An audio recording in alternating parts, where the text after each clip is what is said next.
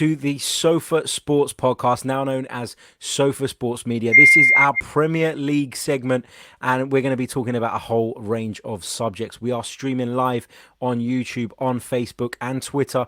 We are everywhere this evening. There's a random cat has just walked into my man cave. Have you seen that? Unbelievable. Yeah. How the hell has that happened? Look, who the hell are you? And your pussy that's been in there a while.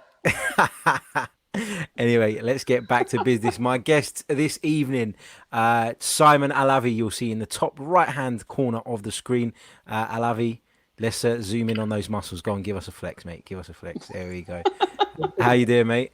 I'm good. How are you? Not too bad, man. Not too bad. In the bottom left-hand corner, we have Dan DeLuca. Unfortunately, we can't see him this evening, but it's probably for the best. Dan, how you doing, mate? Yeah, very good. I'll ease the viewers in gently with pictures of my face, if I'm honest. Good stuff. And on the bottom right-hand corner, we're joined by Harry De Cosimo, football writer and Newcastle United fan. How are you, my friend? I'm good, thanks, Harry. Thanks for having me back on. Always a pleasure, mate. The pleasure is all ours. Now, we're going to start with Newcastle United. Steve Bruce has taken the reins up on Tyneside. This man, Rafa Benitez, recently walked away from the job. Harry, how do you feel about that? How did you feel when the news initially broke, and where did Newcastle United go from here? How do I feel about that? I still don't feel great about it. I don't think anybody who supports Newcastle or covers Newcastle will be happy about it, because Rafa Benitez meant hope for Newcastle fans. Everything was there was always the idea that whatever happened, everything would be okay because Rafa Benitez was in charge during games and things like that. Tactically, he was with Rafa on the sidelines. You knew that Newcastle weren't out of many games, and certainly they wouldn't be on the end of many hidings or anything like that. In terms of how I found out the news, how I felt at the time, and how shocked I was, by the time it happened, I wasn't shocked at all, because it had been mooted that these things were going to happen, and people had written things, and you know, everyone knew what was by the time he left. But across the summer, I was convinced he was going to stay, just because he made it clear, at least to the press pack in the northeast, that he was keen to stay. He shunned a lot of decent job opportunities earlier in the summer, because he believed he was going to stay. But the last couple of weeks, that when it happened, nobody was surprised at all, because there'd been so little from the club, if you like, in terms of anything really on Benitez's future, on the proposed takeover, on literally anything from the club. There was, you know, it got to the point where everyone was just wasn't expecting anything from them. It was just absolute a wall of silence, and that was never going to be a good sign.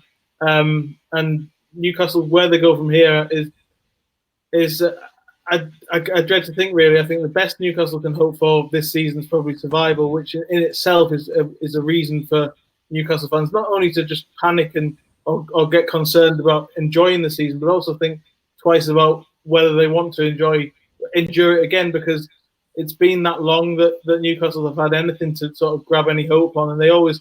And as I said to you before, Rafa Benitez was the reason why they had any hope over the last 3 years. Now he's gone. It does, you know, a lot of fans are going to start voting with their feet, and you can't really blame them for that, to be honest. Absolutely. And this man has taken over Steve Bruce. Look at that nose. Real boxer's nose, isn't it? Alavi, you're a boxing man. What did you think when you heard about Steve Bruce taking the reins? I mean, to say I was uninspired would be an understatement. And I'm not even a Newcastle fan, but I mean, that for me, It just felt like a shocking appointment. Your thoughts? Yeah, it's an underwhelming appointment, isn't it? I do think we were talking off air, and Newcastle have been spoilt with Rafa. You know, we were saying he's probably the manager who has been at a club who maybe just, you know, don't deserve him, if I'm completely honest, to work under those circumstances. But in terms of, you know, your question about Bruce, positives, very little. He's worked under difficult circumstances at Villa. I'll give him that. But what they need is a Benitez all over again. They need a pragmatic manager, someone. But they don't necessarily care that he's managed Sunderland. They don't care that he doesn't play the best football, but they care about facts like Bruce signed 42 players at Hull, and none of them are still there. You know, his record is average at best. He's a yes man. That's all it is. He's going to be a yes man, and you have to worry about anyone who is willing to work for Mike Ashley so easily. The thing is, though, De Cosimo, it's a fact now. That's the thing about football. Like, it's an inextricable fact. Like, he's your manager, so until he gets sacked, and he's favourite to be sacked, you do just sort of have to deal with it. Like, I don't understand these clubs that just protest and protest. Like, okay, it's done now. Do you know what I mean? Like, now you've got to give him 10 games or 15 games or whatever it might be. It's annoying, and Benitez was way too good for Newcastle, and Perez letting him go for 30 million was, for me, bad business. But Bruce is not the man. And like I said earlier, you know, there's a reason he's favourite to be sacked first in the Premier League. Oh, absolutely. Just before I come to you, DDL, bear with me 1 second. We've got some questions coming in from some of our viewers watching on Periscope. Is this on YouTube? It is, mate. If you type in Sofa Sports Media, you will find our YouTube channel there, and you can watch this live there. I know that's a little bit more user-friendly than, of course, watching via Twitter. So for anyone watching live who prefers to do that, it is available there now. Before we come back to Harry, Dan, your thoughts on that appointment? My initial thoughts are it was a lot of hassle for Steve Bruce. You know, there was all the to and fro with Sheffield Wednesday and legal discussions, and it's Steve Bruce. I get he's a Newcastle guy, but that's the only positive to the appointment. And I think the situation at Newcastle is quite a sad one, if I'm honest, because to some degree, I think Rafa leaving could have been a positive. If they then went ahead and got the right man or someone who was going to try and do something. And what I mean by that is actually Newcastle have been in the same position for 3 years now. Rafa guaranteed keeping them up with the resources he had. But that was the best that was ever going to happen. So for a club like Newcastle, just to accept that for another season is not a great position. So they're not going to get a better manager than Rafa Benitez, but sometimes you know shaking things up can work in your favour. We've seen it before. But then to go and get Steve Bruce, who's like one of the old boys clubs of the Premier League, you know, the Pardew, Steve Bruce, Mark Hughes, all these managers who are past their sell-by date, in my opinion. And to bring in one of those guys, as they have done, it's not a step forward at all. It's like they're accepting the position they're in, and they've got worse tools to do the job. Obviously, Jose Perez has left the club as well I think it was Harry will correct me, but I think it was a release clause, but it was a relatively low fee in today's market for a player I've rated quite highly for 2 or 3 seasons now. And it's just, at the moment, it's a stagnant football club. All the takeover talk hasn't helped because it gets fans' hopes up. It's getting people excited. We're seeing, you know, Jose Mourinho favourite to take the job. And like, I don't know, I can't remember who it was, someone like Alan Kirbishley, second favourite, which pretty much summed up the situation at Newcastle. Like, the entire future of the club balanced on whether this takeover is going to happen or not. And it hasn't. Rafa Benitez is obviously, he's walked ultimately. He deserved a bit more from the club, a bit more from Mike Ashley. He took the club down in his 8-game loan spell, didn't he? And he stayed with him in the Championship. We're talking about, in my opinion, a top 10 manager in the world. And he stayed loyal to Newcastle and got them back up, kept them up another season, another 2 seasons. And to not back him after that and give him something more to work with is criminal. And it's a little wonder that Newcastle fans are at the end of their tether, to be honest. Yeah, I mean, Harry, let's come back to you. Your initial thoughts on the Steve Bruce appointment, and then we've got some questions coming in live from some of our listeners and viewers, and I'm going to put them to you, Harry. So, first of all, your thoughts on Steve Bruce. We've spoken about Benitez, the fact that it's a huge loss to the club, but where do you stand on Steve Bruce? Are you behind him? Steve Bruce isn't the problem. Steve Bruce is a symptom of the problem, which is Mike Ashley. That's what a lot of Newcastle... I know Newcastle fans will point out and say, by taking the job, he's become part of the problem, but because he's working for Ashley. But in reality, he's not the problem. Whoever replaced Benitez, even if Benitez had stayed to a degree, the lack of ambition that Newcastle show, the lack of any positive plan, anything that suggests that the club could be anything more than just a club in the bottom half of the league, is the reason why Newcastle fans are protesting. It's not because of Steve Bruce. I agree with a lot of what the guys are saying, but the reality is that this is a club that doesn't want to be a football club anymore. Mike Ashley wants it to be, everything a shoehorn towards his other businesses, namely Sports Direct. So for a lot of Newcastle fans, they sort of view it as almost supporting a billboard now. So, is it worth it from their point of view? Really going in and supporting the club. So Bruce isn't the problem. In terms of Bruce, I find it personally. I wrote an article about this last week saying I find it insulting that the club and people are saying that it's a positive that he's a local lad, because that sort of feeds the stereotype that Newcastle fans only want local people or people that they identify with immediately as in charge of their club. No, they want talented people. So the fact that Bruce is a Geordie, in effect, it doesn't work for him, but it doesn't work against him. The fact that he managed Sunderland certainly doesn't work against him. The problem is he doesn't have a good record. I think what you need to look at, to sum it up shortly before you ask these questions, is that if Eddie Howe somehow loses a job at Bournemouth, or Sean Dyche loses his job at Burnley next season, if Steve Bruce is available, would he be in the running? And the answer is probably no, and that's why you have to look at why Steve Bruce is such a not only an underwhelming appointment, but quite a bad appointment in reality. He'll get a chance because he'll get because Newcastle fans can't get him out of the job because they're not, and as I say, they're not aiming their protest at him necessarily. He's just a symptom, but he's not the right man. Benitez was the right man, but again, what DDL was saying is exactly right.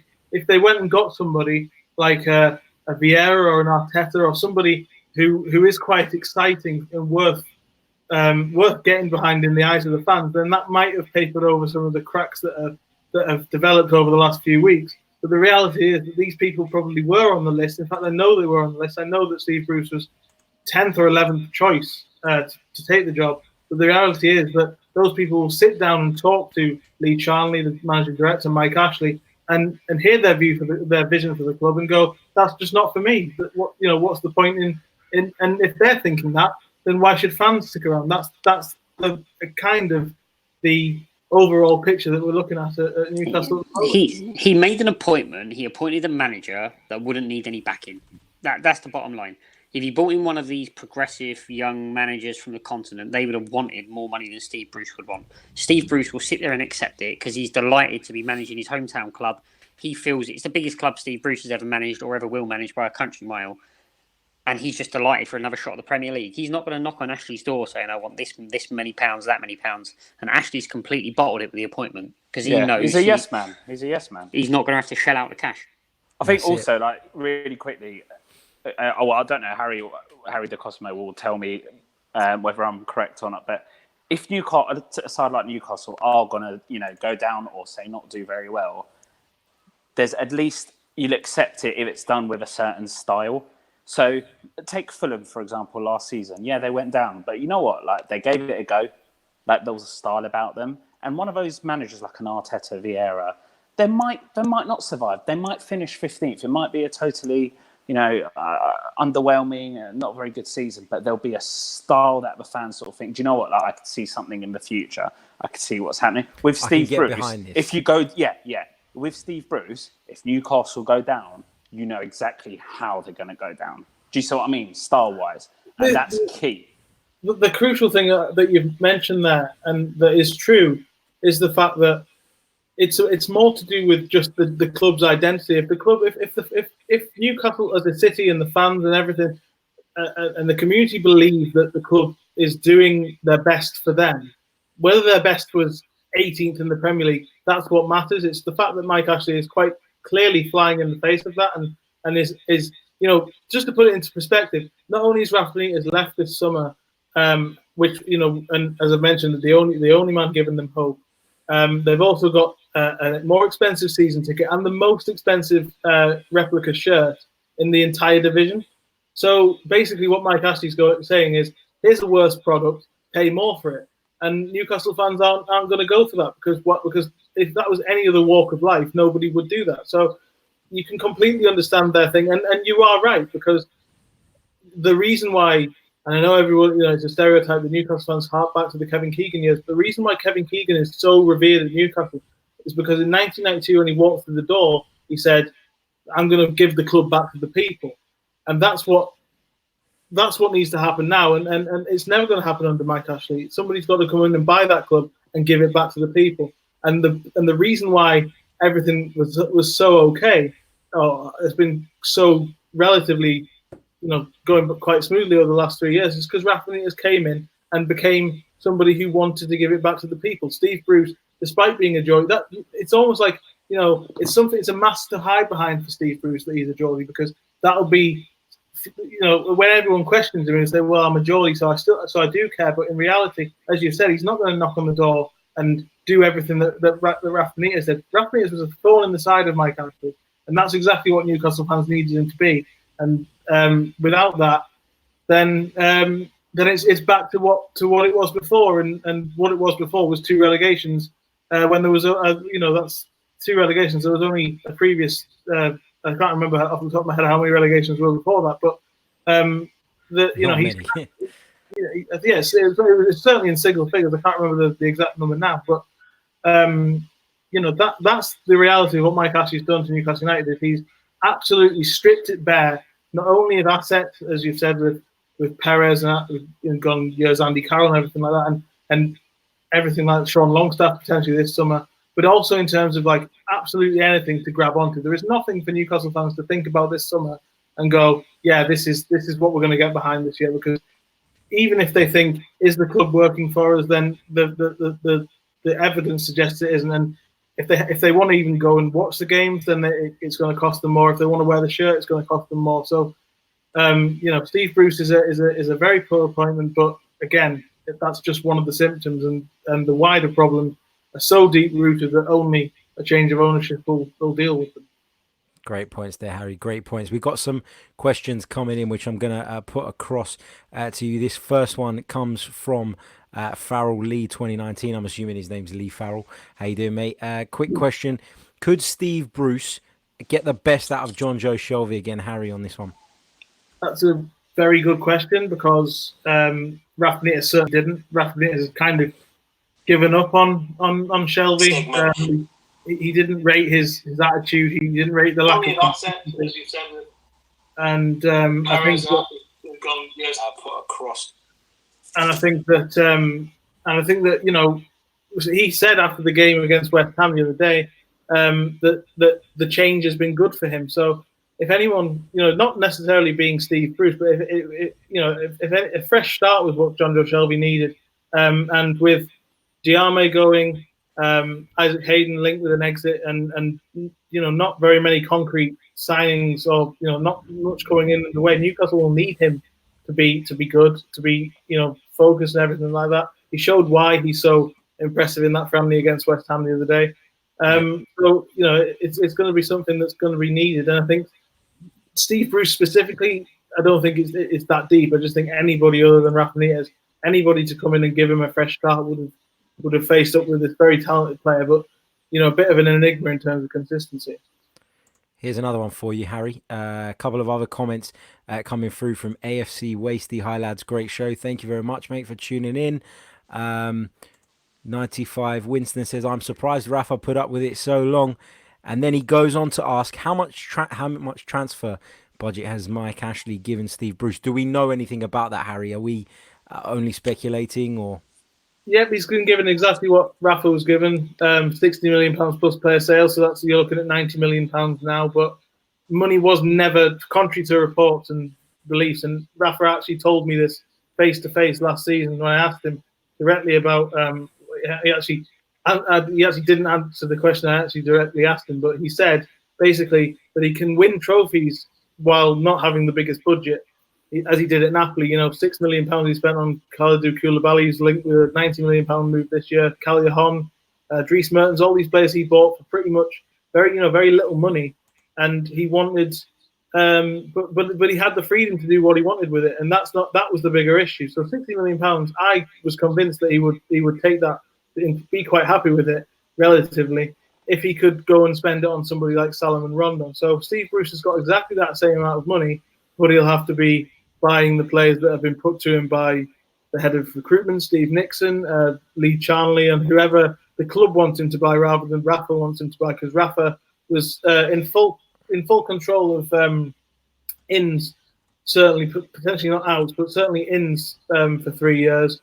He got what he wanted just with very little money, but apart from if they were over the age of 26, which is why he couldn't end up buying Rondon. But Steve Bruce has got about £60 million plus any player sales, which adding the Perez deal, there is a bit of confusion as to whether he'll get 30 million on top of the 60 million because the Perez deal could be paid in installments. But yeah, it's basically about £60 million as a base, and then anything on top of that. Cool. Alavi, I'm going to put this question to you because I know you're a big fan. This one comes from Stel over at Shoot the Defense. Massive shout out to him. Big thanks for tuning in, mate. And if you haven't already, visit Stel's podcast, Shoot the Defense. Here's his question for you, Mr. Alavi. Who wins Love Island? Hilarious. Well, you look like a Love Island kind of guy. You know that I don't watch it. Obviously, my wife's upstairs watching it, and she has just texted me saying, "I can see you're live on Facebook. If I'm watching, does that mean that they can see me?" No, it doesn't. Not quite. It doesn't. Harry, the only person here that watches that show is you, so you're the one who can answer that. Absolutely don't know what you're talking about, but I think Tommy and Molly are going to win it. I've generally never watched it, but I know that someone's boxers. Tommy Fury, Tyson Okay. Fury's That's all I brother's know in about it. it. Yeah. He's a bit of a ladies' man, nothing like his brother. But anyway, let's move on. I'm going to start with Dan DeLuca on this one because he's been a little bit quiet this evening. Manchester United, Maguire in, Lukaku out. That's what looks like is going to happen at Manchester United this summer. First of all, DeLuca, the amount of money that's being quoted for Maguire is absolutely crazy in my opinion. And would you sell Romelu Lukaku if you were in Ole Gunnar Solskjaer's position? Yeah, I would. It's weird because if you look at his goals record, statistically, he stacks up as a striker. But unfortunately, Man United have spent too many years away from the top. Solskjaer's not going to have that long. He can't afford to have strikers who go on 8-game goal droughts, and he has to chase his first touch up the M62 and stuff like that. So, I think Lukaku has to go. There are some good young strikers there already at the club who can do a good job. They might not be the best strikers in the world, like Rashford, but he's decent. Martial, when he gets a run of games, he can do some good stuff. I would prefer, if I was a manager and I was, and I needed to gamble on someone, Lukaku would be bottom of those three for me. So Lukaku, he's a weird player. I don't think he's a terrible player. He seems to play his best. He seems to play his best more as like a number 10 than a number 9. When he comes back, holds the ball up. He's had some great games when he's got someone close to him. Didn't really work out for him at Manchester United. He's not what I would call a top league winning striker, and that's where Manchester United clearly want to be. I know Solskjaer has said, we're not ready to win the league yet. But he's also said we need to be aiming for higher than the top 4. So, there's mixed messages there. But for me, Lukaku is not at what I call historical Manchester United standards. But then neither is Rashford, is he? So what if first ever season Rashford gets injured? No, he's not, and you're right. But at least with Rashford, an academy product, rightly or wrongly, does get a little bit more time and a little bit more leeway. And actually, Manchester United, again, they have a history of bringing players through their academy and working well. So you've got a player with a lot of potential there. I know some Man United fans who rate him highly and some don't. And that's fine. That's like most players. But if I was Ole Gunnar Solskjaer, I'd be looking at this and saying, well, Lukaku for me is the least likely of those three to pull me out the shit if I need it. And I'd be looking for someone better to partner Rashford up front and find out quickly, has this guy got a future here or not? That brings us on to Maguire then. So it's an awful lot of money. But then by the same token, the fee we're talking about for Lukaku is a lot higher than one would expect it to be as well. So it nets out a little bit. So what we're doing, if you look at the headline there, Maguire and Lukaku out, Manchester United are getting rid of a striker who's not that great, and they've got players of equal talent already at the club, and they are strengthening the position that's the weakest, which is centre half. Obviously, their defensive midfield needs to look at as well. So they are strengthening the side with those two transfers there in terms of getting better balance and addressing the areas they need to. Again, Maguire is a... Go on. No, just Maguire for 80 million is just one of the most shocking I've heard in football ever. It's horrible. It's horrible. And when you look at it and say, well, actually, we've spent 130 million on Wan-Bissaka and Maguire combined, you look at it and you shake your head in disbelief. But we're at the point, unfortunately, where the money becomes irrelevant, doesn't it? And actually, they need a centre half. They've gone to the Premier League. For whatever reason, they haven't bought Toby Alderweireld. Maybe it's his age. Maybe he doesn't want to go there. I don't know.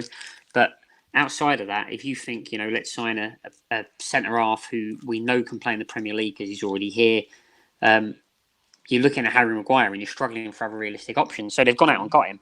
But Toby Alderweireld was valued at what, 30 to 40? Yeah, Toby Alderweireld's got a 25 million release clause, which is why I don't understand it. You'd at least try. Maybe they did. I don't know. But Tottenham would have had to have accepted it. Why not buy Toby Alderweireld as well? If you're saying like Varane is going for 80 million, or I don't know, Koulibaly is going for 80 million, or so I would understand, or someone like Parry is the one who plays for Milan, Romagnoli, someone like Romagnoli. Yeah, but it's a completely different. It's someone a completely different market, isn't it? Harry Maguire. He scored one goal for England. Well done. You look at Zaha. World Cup. You look at Wilfred Zaha, he's not worth £80 million in a million years. But to Crystal Palace, if Crystal Palace get relegated, the cost to Crystal Palace is a lot more than the cost to Fiorentina of getting relegated from Serie A, where they'll get relegated, they'll get promoted from Serie B next season. They've lost about £10 million in revenue. Crystal Palace lose £100 million in revenue. They could be stuck in the Championship for 5 years. English clubs, the price is massively inflated.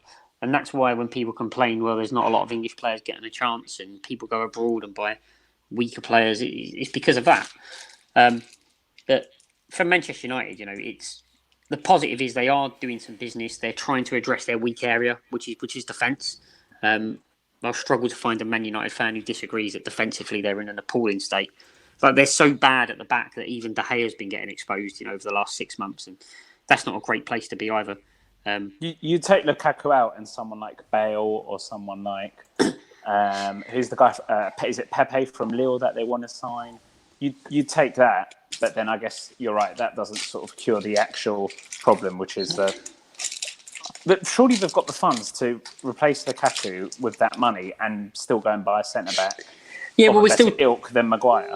Yeah, I mean, they're still talking about here, not like they're still talking about Fernandes, aren't they? But you're right, we are talking about Man United here. But in just 4 or 5 years, Fernandes is another one. Yeah, in 4 or 5 years, Man United have disintegrated defensively to a side that has 2 fullbacks who are both wingers with a combined age of like 75. The squad is in a state of disrepair, and he's starting to rebuild it by bringing in young defenders who are Premier League ready. So I get what he's trying to do. It's risky. You look at the price; it's high, but Ole Gunnar Solskjaer is a Manchester United man. There's no doubt about that. He's got the best interest of the club at heart, and how long he's there for remains to be seen. But he's looking at younger players. He's looking at players who are ready to play now and learn while they're there. And I think that's driven some of his business. Alavi, we've kind of gathered your thoughts on the Maguire. Too much money, not the right man. But we had a debate, didn't we, right at the start of last season when was it last season or the year before? No, Lukaku, 2 years ago. Yeah, when Lukaku joined United, and I was saying that he wasn't a Manchester United quality striker. You kind of defended him a little bit, but you kind of got where I was coming from. Has his tenure at United proven that? So DGL made the point that if you look at his statistics and his goal ratio, etc., it's not actually that bad. If I had to be completely honest and put ego aside and everything else, was he worth that money when we were arguing? No, you were probably right, rather than myself on that one. All right, let's That's the record that honesty. bit. We're going to record that bit. You also said Salah would be a flop, so it swings and roundabouts, right? Don't know what you're talking about. But what DDL said is pertinent. Like there's a reason that he is not a man that's disliked by every Man United fan. There's a reason he's not liked by every Man United fan, but he divides opinion for a reason. He divides opinion because he can do more than score. His goal scoring record is better than it looks, or it would appear to some that, just see him miscontrol a ball and just presume that he doesn't get important goals, because he does. But was he worth that much in that market? I think Man United was probably that one step up for him. He was probably more of a Spurs player. Harry, what's your thoughts on the headline below? Maguire in, Lukaku out. Would that be good business in your view? To be honest, I think that what's been said about Maguire's, I think the point made about Leicester and £80 million in that, and players being valued more by the club that they're at than their actual market value. As somebody who's followed Newcastle, that's quite crucial, because when you're a team in the bottom half of the league, that it's important to get as much as you can out of these deals. So that covers Zaha and it covers Maguire. But I think you have to look at it and think, how much is a player worth in comparison to players who play in that position? Now, if Maguire goes to Manchester United for 80 million, he becomes the most expensive defender in the history of the world, and that's just ridiculous to kind of say that. While as even if sort of Zaha goes to Arsenal for 80 or 70, then it doesn't touch the money that Neymar went to PSG for. So the going rate for a world class left winger is much more than the going rate for a world class centre half, and that means that you have to look at that in isolation and say it's probably not a great deal for Manchester United. Having said that, he's perfect for Man United. He's he's decent with the ball at his feet, and he will undoubtedly make that team better. And I'm not sure there are many better options out there that Man United can feasibly get at this point in time. And that's probably what they think and what they know. So that's probably why they're so keen to pay more money for him. In terms of Lukaku, I don't think he's a Solskjaer type of striker. I think he's synonymous with the Mourinho era. I think Solskjaer probably wants to go in a different direction. From what I've seen of Solskjaer's Man United, they want to play counter-attacking football, but decent in possession as well. Somebody who can play on the shoulder, but also is technically good enough to have the ball at their feet and link play much better than Lukaku is, would be ideal. So selling Lukaku is an obvious way of moving on the style in that regard. I think your style is kind of defined more by your striker than it is more than most positions on the pitch.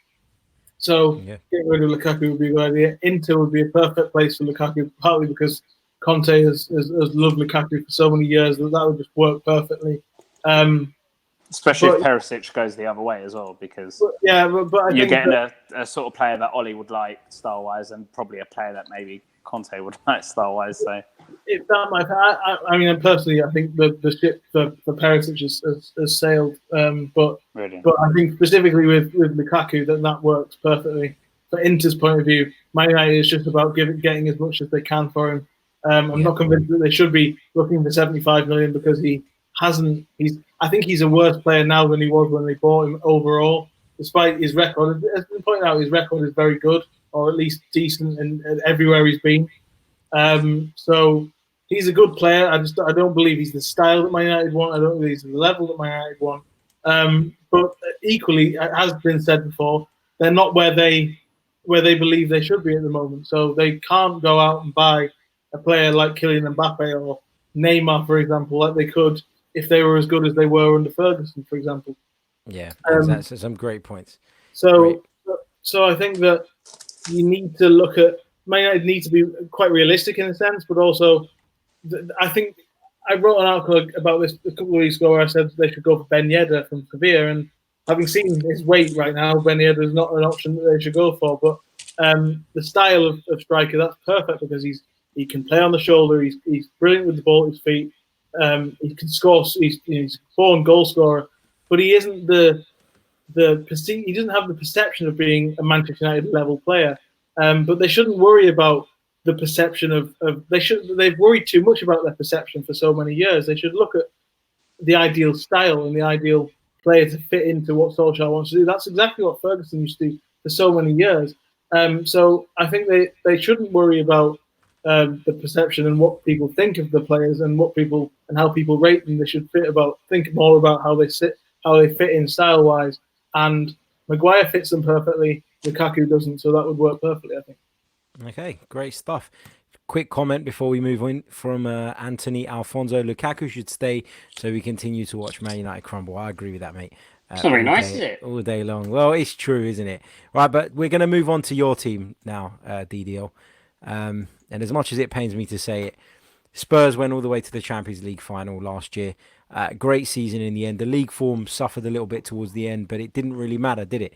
Because you were buzzing about that Champions League final. Unfortunately for you, fortunately for the rest of the world, but unfortunately for you, you lost the Champions League final. But can Spurs next season go that one step further? And what I mean by that is, can they go on and win a major trophy with this man at the helm? Harry Kane scored a fantastic goal in that friendly against Juventus the other day. I'm sure you've all seen it on Twitter and all the other social media platforms. But what needs to happen at Spurs, Dan, for it to go to that next level, for them to finally get a trophy and cap off, what's been a brilliant job by Pochettino so far? I'll answer the question in one word, right? Can Spurs go one step further? No. That for next season, can we go one step further? Can we win the Champions League instead of finishing second? No, we can't. Are we going to win the league next season? No, we're not. That's how I feel looking at the competition. Forget our own squad. There are going to be better teams than Tottenham in the Champions League, and there's going to be better teams than Tottenham in the Premier League title race. So the second part of the question you asked was, well, can Spurs finally win a trophy? Spurs winning the League Cup next season is not going a step further than where we are now. Unfortunately, there's been a lot of talk over the last 4 years about going to the next level.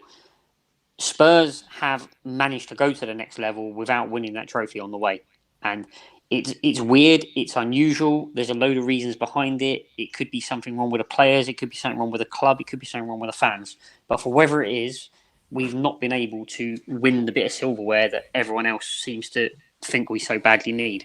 I think Tottenham have proved that you don't need that trophy to make the steps that we've made. So that's my first point.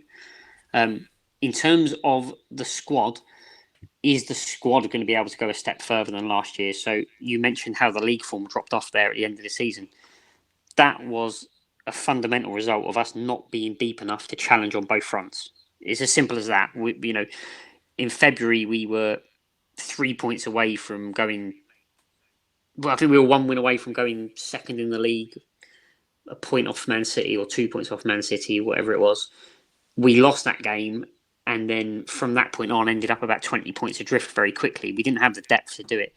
So looking at the signing so far, there's one man's come in, but similar to Manchester United, it's addressing the area that is our biggest weakness, in my opinion. And we've got rid of our weakest player in Kieran Trippier, in my opinion, as well. So there's some positive steps there. But we need to finish a job over the next 3 weeks. Harry Kane, who he's tapping from 50 yards now as well. So that's a positive for us. But Harry Kane needs some backup. he needs some backup. He can't play, he's having 2 ankle injuries a season now. These things are going to persist. And you can watch Harry Kane play like you can watch most top strikers play, and you'll know after 70 minutes if their game is run.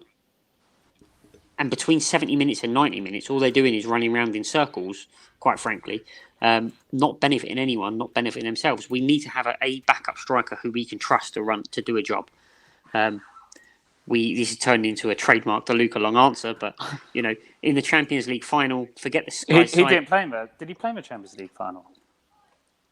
Yeah, he did. Yeah. Kane, I didn't see him anywhere. Oh, I So- thought I thought that was a serious question. You look at the Champions League final, and there's a lot of them. There's a lot of questions about whether he should have started or whether he shouldn't have started. But part of that is to do with the fact that, well, who do we trust to actually start a Champions League final in our squad up front? And the answer is there isn't anyone. You know, Llorente done a decent job in the end in the games he did have to play, but we need to have someone who we can trust pick up the baton from him when he's tired, when he's struggling, when he's having a bad game. Because actually, you know, he's not a machine. You know, he's going to have bad games. He's going to have injuries. He's not going to come back 100% fit. So to take a step further in terms of challenging for 2 trophies at once, we need to finish the job in the next 3 weeks and get 2 more players in who are capable and trusted to play first team football. Okay. Alavi, what do you make of that? What do you think that? Do you agree with everything De Lucas said, or have you got a slightly different viewpoint on it? The thing is, Dan, if Kane's going to be your first choice striker, right? So which top striker is going to come knowing that they're probably not going to start most games? And that's the difficulty when you're a club like, no disrespect, but when you're a club like Spurs, you know, it's only the like Man Cities and even still like the Man Uniteds that just have the funds to just attract that tier of player who is maybe marginally below Kane and is happy just to sit on the bench. It's wages, isn't it? It depends how much we pay. Do you know what I mean? It depends how much we pay. But you're not going to pay that. Like, okay, I'll tell you a player who you're linked with who will do well. Well, one of who are you linked with? Celos, the Betis player? Lo Celso. Yeah. Jesus, Alavi's pronunciations get worse. No, because Instead of getting wiser as he gets older. That's it. Sorry. He's Ceballos. coming to We're Arsenal, not. mate. What are We're you talking not. about? We're not linked Right. with Ceballos. We're Right. not linked You with are. Ceballos. You are. We've never You are. been linked with You are. Ceballos. That's You are. nonsense. There is You are. nonsense. Trust me. Look it up. You've been linked Nonsense. to him the last day. I'm not looking it up with like a third-rate English newspaper. Trust me. Okay. Tottenham, right. Tottenham Hotspur are not Okay. The interested Betis in player, Ceballos. right? The Betis player allows you. Okay. The Betis player can sit with the other player you've bought, and he allows Ali and Kane to push on and do the jobs that they should do. You could sign Dani Alves right back. You've got a new left back. So you start to put that team together. Why can't that team push to go and at least challenge for the title? But put that team I just said. Look, you've got Vertonghen, Sanchez, and Toby Alderweireld. I mean, that's backup defensively. It's a decent team. There is strength there. Like who's got a better team in like bar Man City and all right, probably Liverpool. Why can't he challenge for a league? Who's better from out of Spurs than the rest? No one. What, Chelsea? No, with Chelsea have lost their best player, haven't got a transfer, can't buy anyone, and have got to get all their loan players back. Obviously, like don't even get me started on Arsenal. And you've got Man United who, you know, have still got Ashley Young as potential player. Like, see what I mean? Like they have to be third Spurs. Surely they have to be challenging. Yeah, Just interestingly, while you guys were debating that, I decided to look up because we spoke about the mentioned about Harry Kane missing games. I'm just going to share my screen on the screen now so you can see it. Premier League, he made 28 appearances, so he missed 10 games in the Premier League. So it's quite a significant amount for someone else to come in and play, is it not? I mean, I don't see why people would be. Yeah, but that was one big injury. That was one big injury, wasn't it? Yeah, 2 injuries, didn't he? Okay. Who? Sorry, who?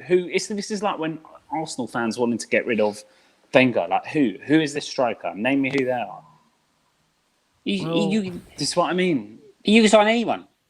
We could sign anyone. Who's going to go? Yeah, I'll go and sit on the bench for 10 games. But the whole point is we could have won't. signed Perez. He's gone to sit on the bench behind Vardy. We could sign. We could sign literally anyone. But it needs to be someone who can move and can offer something, as opposed to just a plan B. It needs to be a plan A as well. Llorente is a plan B. If you're losing, he's a plan E. He did all right actually. He's got some big goals in the end there. But in terms of his goals return. But the point is, he's a plan B. We need someone who has the ability to be plan A. Someone like Wilfried Zaha could play up front on his own if he had to do a job. If he had to shut a game down for 20 minutes, you could throw him up there, couldn't you? There are players out there And in terms of us going a step further, which is the question, we need to have someone who can take the pressure off of Harry Kane's shoulders, because he's going to get burnt out. And I'd fork out for the Betis player, honestly, from what I've seen of him. He's not a striker. Yeah. No, but he will allow other players to play in, and he's like a mercurial dribbler. He'll get on the ball. He'll just confuse defenders, midfielders. They won't know who's meant to mark him, and he'll allow players like Ali to go to push further up front, like Son to push further up front. He's someone to invest in. It does look like he'll be joining us, but like I said, we've got 3 weeks. We need to finish the job. You know, to date, we've only got 1 addition to the first team. If I could have picked one player to leave, it would have been Trippier. He's gone. That's great. If I could have picked one position to strengthen, it would have been central midfield. We brought in Ndombele. That's great as well. But to go one step further and challenge for both the Premier League and the Champions League simultaneously, we need to finish the job. The League Cup, if we win the League Cup or the FA Cup, yeah, I'll celebrate. But we've passed that. We've missed that phase out. We've leapfrogged it. Yeah. Not picking up a trophy on the way is something for our rivals to beat us with. But the reality is, we've progressed without doing it. How much is Celos being valued at? Because how much is Celos being valued at? Because the thing with Spurs is you never know if they go and buy him. Well, that's Daniel Levy going. Here we are. Betis. I think Real Betis are about to sign. I think they're about to sign Nabil.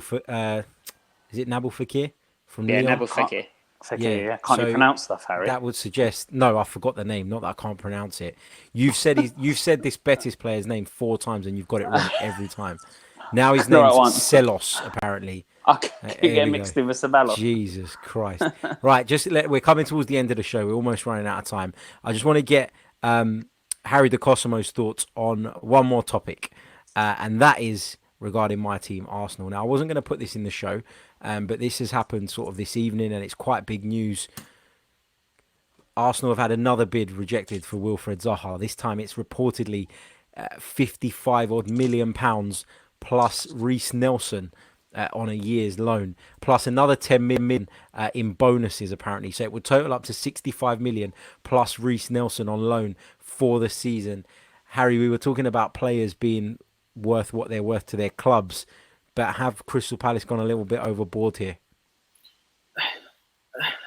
In a sense, I mean, you can't convince me that Wilfred Zaha is at all worth £80 million unless you're a Crystal Palace fan, because you think about what the Crystal Palace will lose when they lose Zaha. You'll pretty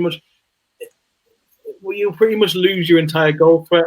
Basically, you'll lose that sort of ability to win penalties that I've never seen before in the Premier League. It's something else. I think Arsenal got enough of that, to be fair.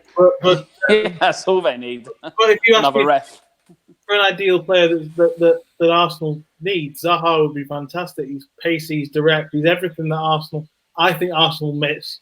They have a lot of creative players who can cut inside, like Mkhitaryan, Ozil and stuff like that. But they don't have enough players that can break the lines like Zaha can.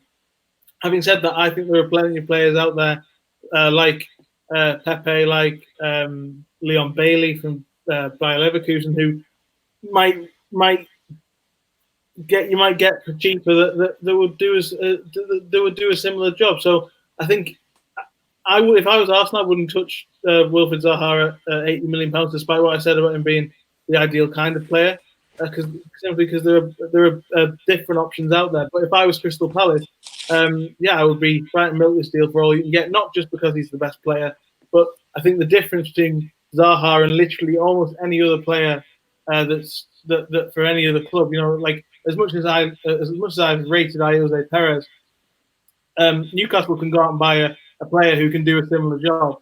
I don't think Crystal Palace will find anybody who can do anything near what Wilfred Zaha has done at Crystal Palace. So if I was Palace, I would be, I can understand it completely from both sides' point of view. And if I was Arsenal, if you can't get them down to sort of 65 million pounds, as a cash deal, maybe as a last resort, go and look for somebody like Leon Bailey, like Pepe, who's reportedly available at 70 million, and would do as good a job as Zaha. I think, to be honest, yeah. Yeah, I mean, my take on it is it's an absolutely ridiculous bid, and considering all summer we've heard about the fact that Arsenal are strapped for cash, to now that they're going out and sort of looking to bring in Zaha for that sort of money is absolutely crazy. Especially when you consider that last season Arsenal scored more goals in the Premier League than both Spurs and Chelsea, meaning our problems are not in that end of the pitch. I don't understand why Arsenal, if they do have sort of extra money available from what we were originally told, are not going out there and trying to reinforce at the back. That is the most important part of this Arsenal team that needs addressing. And it feels like, as a fan, it's really, really frustrating to hear that. On the one hand, you're pleased that we're looking to bring in players for that sort of money, but on the other hand, it's a little bit worrying that the people in charge of the money deem Wilfried Zaha more important than strengthening defence. I mean, I don't know. Just finally, guys, as well, just to wrap it up, because we've gone over our time, and we've had a quick question come in via Facebook Messenger, so I can't put it on the screen, unfortunately, but it comes in from Jack, and his question is in regards to Frank Lampard. I'm going to put this one to you first, Alavi. Frank Lampard has taken over at Chelsea. What can we expect from him this season, in your opinion? I cannot see Chelsea getting in the top 3 at all. Like I said earlier, they've lost their best player. They've lost. They can't sign anyone. They're going to have to call on players like Loftus-Cheek. You're talking about a manager who has, and it goes back to what Harry De Cosmo said right at the start of the show. Like, you talk about a manager who's just got there on something that isn't actual quality. I know he did a good job at Derby, but he's just got there because he's a legend, and it's the same way Bruce has got it because he's from there. It just doesn't sit well. I know I predicted Chelsea to do well this season, but I cannot see them getting. I think they'll be lucky to get in the top 4. I really do. Okay, interesting. DeLuca, your take on the Frank Lampard thing. Will he be a success at Chelsea, in your opinion? I think he's in a struggle this year. I think he's going to be a good manager. I think the only thing in Lampard's favour is things at Chelsea seem to be changing a little bit. Abramovich seems to be calling off. Appointing Lampard is a completely different strategy to everything else they've ever done. And I think he might get 2 seasons. And maybe in the second season he'll be able to save himself. But it's a big risk for him, and I didn't think he needed to take it. I think his eyes are bigger than his belly with this one, and he should have. He got Di Matteo, didn't he? That's not completely different to what he's done. But Di Matteo was a caretaker manager, wasn't he? And then he won the Champions League, so they couldn't really then sack him, but they did as soon as they could after that. I think Lampard would have been well versed to wait another year with Derby. But I think it'll work out in the end, just not next season. You can't really blame him for taking it. No, of course not. I can't blame him, but I've got him in the category of actually sensible football men, and that's why I think he'll make a good manager. But I thought he'd be sensible enough to turn this one down. But maybe he thought the chance wouldn't come round again. Yeah, that's a fair point. Harry, your thoughts finally on Frank Lampard? I agree with everything that's been said. Really, Lampard wouldn't be in the position where he is with Chelsea if he wasn't Frank Lampard. Super Frankie Lampard at Chelsea. I think there is one thing that people haven't really touched upon is whether he was right. Whether he saw an opportunity to leave Derby at the right time, not necessarily to go to Chelsea, but to leave Derby at the right time, because Derby are in a situation where they sort of they didn't have that much money to spend last season in the Championship. They demand promotion pretty much every year. They just can't get it. And they sort of had to, Lampard kind of had to sort of work on his feet a little bit to get them where he got them with loans and things, which were to do with his links with Chelsea, obviously with Mount and Tomori. But, the owner, I think, sold the stadium and leased it back to him, which you can only do once to fund last season. You can't do that again. And obviously, with more and more parachute playing clubs coming down, he might have looked at Derby and gone, "This is, maybe I've taken Derby as far as I can in 1 year." That doesn't necessarily mean he was right to take the Chelsea job. In terms of Chelsea, I think the transfer ban might work in their favour because they'll be able to, see if, like Tammy Abraham, or Ruben Loftus-Cheek are good enough, because this is the constant thing with Chelsea is no one ever gets a run in the team long enough to actually see if they can actually do the job. They're just replaced by somebody who's costs more and has a bigger name and things like that, which is an issue that I think a lot of clubs, when I think about it, Man United have mentioned before, these clubs need to stop looking at perception and start looking at actual fit, and that might work because Lampard is sensible enough. I agree with DeLuca in terms of his intelligence and his managerial style. He's probably the right man in terms of, in that sense. It's far too early for him though. I think it's far too big of a risk for him, and I don't think he'll make any inroads on the title race. I think the best they can hope for is 4th place this year. But there's no precedent to suggest that this ends well for him. There's no way that there's no one who's previously survived more, other than Mourinho in his first spell, and that ended in tears, that suggests that he's going to have a long period of success at Chelsea. And that is the worst thing that can happen to Frank Lampard, is that it does end in tears for him at Chelsea, because it might not taint his legacy completely, but he'll no longer be Super Frankie Lampard, the great goal scorer in midfielder. He'll be Super Frankie Lampard, the great goal scorer in midfielder, and the pretty rubbish manager. And that's kind of what Shearer in a sense, yeah. Because it didn't, with Newcastle and Shearer, you can cover it up by Mike Ashley. But if you actually analyse what Shearer did at Newcastle in those 8 games, he didn't do a lot. And there's nobody who's calling for Shearer to be manager anymore. And I think the risk of it is even bigger for Chelsea at Lampard if it goes wrong. But having said that, in the immediate future, I think he'll do okay. But I just don't see a long-term successful plan. I don't know how this ends well for him eventually, because I think eventually he'll be sacked rather than go. He's not going to go and leave for a better job. See what I mean? So to be honest, I don't see how this ends well for him in the long run. Yeah. It's a myth that Newcastle were going down, isn't it? Like, it's this myth that's built over time that Newcastle going down and Shearer just did the best of what he's good. They actually weren't in a bad position. Like, they could have survived. The club went down, but Shearer didn't do enough tactically in the games. Yeah. He did. He was so. It was just assumed that Shearer's sheer force of personality would come in and save the club. And once after the first game, when it was quite clear that wasn't going to happen, there was a couple of games. I think he won against Middlesbrough, and that was the game that everyone thought he was going to survive.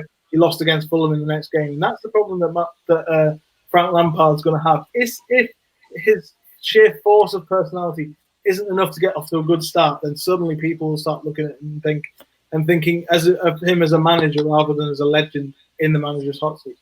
It's like Solskjaer the other way around, right? Like, Solskjaer got off to a really good start and bought himself time. Like, a legend needs to do that. Sorry, Harry. No, you wrap up. That's all right. That's all right. Great discussion as always, guys. Big thank you to every single one of you for coming on. Big thanks to everybody who's watched us live, whether it's Facebook, on YouTube, or on Twitter via Periscope. Big thanks to every single one of you for your comments, for your participation in this evening's show. You'll have to bear with us for a couple of weeks. We're using some new software. I think we navigated it quite well actually tonight, considering it was the first time, but it will only get better.